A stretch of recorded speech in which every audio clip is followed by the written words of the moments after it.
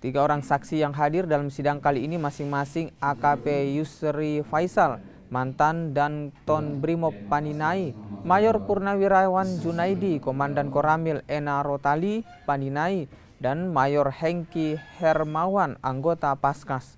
Sementara satu saksi yang diagendakan hadir urung datang, yakni mantan Kapolda Papua, Komjen Purnawirawan Paulus Waterpau. Hingga sidang ke-10 ini, Majelis Hakim yang diketuai Sutisna Sawati telah memeriksa lebih dari 30 orang saksi, baik dari kalangan TNI, Polri, warga sipil, dan juga para ahli.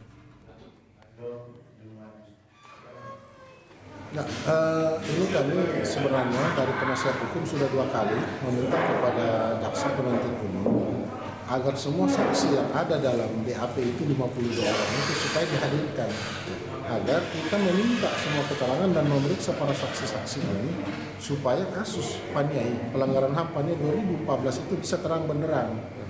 Karena jangan sampai ini kasus ini hanya dilaksanakan hanya berdasarkan dengan desakan-desakan pihak lain, hanya untuk sekedar seremonial saja, sehingga terang benderangnya suatu kasus atau perkara pelanggaran HAM harus menghadirkan semua saksi atau pihak-pihak yang diminta pertanggungjawaban dalam BAP tersebut.